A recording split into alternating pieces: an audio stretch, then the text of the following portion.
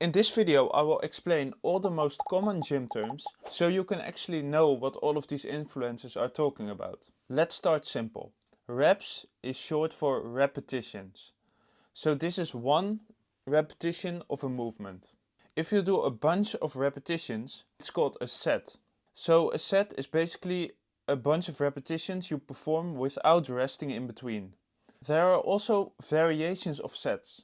So for example, you can do a superset. This is when you do 2 sets back to back on different exercises without rest.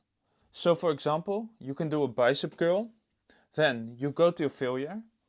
By the way, failure means that you cannot do one more rep with good form. So for example, you go to failure for your bicep, then without rest you move on to a tricep exercise and go to failure for that too. You can do this with opposing muscle groups like the biceps and triceps, chest and back, or quads and hamstrings. This is a great way to shorten your workouts. You can also do drop sets. So let's take a bicep curl for example. We do bicep curls to failure. Then when we cannot do one more rep, we drop the weight and go till failure again. And you can do this multiple times. I do admit I don't do these anymore because they don't really have a benefit for gaining muscle, because regular sets are quite a lot better for gaining muscle, but if you're short on time, you can do these. When you train to failure, you may need a spotter. A spotter is someone who helps you lift the weight when you cannot do it anymore. So let's take a bench press for example.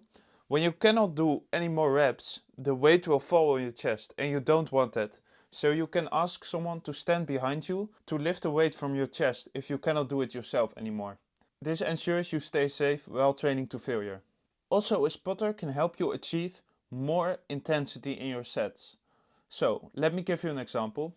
When you do a bicep curl and you cannot do it anymore, your friend can help you lift it up and you can still keep tension on your muscles by letting it go down really slowly. The phase of the movement where you let the weight go down is called the negative or the eccentric part of the movement. And this is really important because that's where the most gains are made. Never just drop the weight, but let it go down slowly. Just so you know, this is called the concentric phase, where you're bringing the weight up. Now you've mastered these basics, it's time to start scheduling your training. And you can do this in a multitude of ways. The way you divide your training over the week is called a training split. Let me give you a few examples. The push-pull leg split. This is where you train all of your muscles in 3 days. On day 1, you do your push muscles, which means your chest, your shoulders and your tricep. On day 2, you train your pull muscles, which means your biceps, your back and your rear delts, so the rear part of your shoulder. And on day 3, you train your legs and your glutes. You can also do an upper-lower split, which means on day 1 you do your upper body, on day 2 you do your lower body and repeat. You can also do a bro split. This is when you only train one muscle per day. So for example, on Monday you do chest, on Tuesday you do back, on Wednesday you do legs, etc. These splits usually have one goal, and that's what's called hypertrophy, or in simpler terms, muscle growth. The only way to achieve muscle growth or hypertrophy is through progressive overload, which means you gradually up the weight and the reps on an exercise. So let's say we do a bench press with 70 kilos for 6 reps. You would have failed the 7th rep. Now, next week you want to do at least 70 kilos for 7 reps. Keep going until you have reached about 10 to 12 reps. Then you up the weight until you can only do 6 reps again and you repeat. This is only the case if you want to do 6 to 12 reps. So that is your rep range. A rep range is approximately how many reps you want to do on an exercise.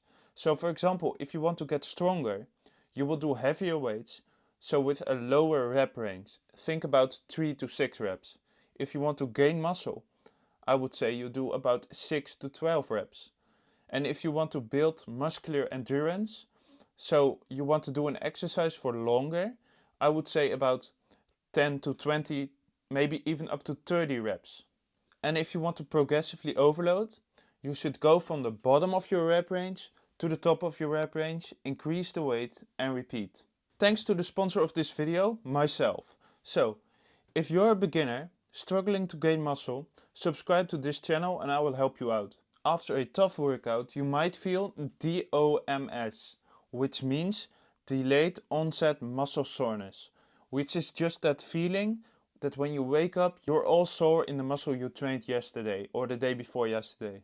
Unlike what many people tend to tell you, this isn't an indicator of muscle growth, but it can be an indicator of the fact that you trained the right muscle yesterday, because if you feel your biceps today and you trained bicep yesterday, you at least know you did the right exercises. A great way to limit muscle soreness is stretching. You can do two types of stretching. Number one is dynamic stretching. So this means that you move throughout your stretches. So when I want to do this stretch, I would do it like this if I wanted to do it dynamically. And if I want to do a static stretch without movement, I would hold it like this. I will do dynamic stretching before your workout and static stretching only after your workout. Because static stretching relaxes your muscles instead of priming them, and dynamic stretching actually gets your muscles primed for your workout. Yep, I forgot this. The best way to gain muscle is to be in a slight caloric surplus. What does this mean? This basically means that you eat more calories than you burn every day. How do you know how many calories you burn?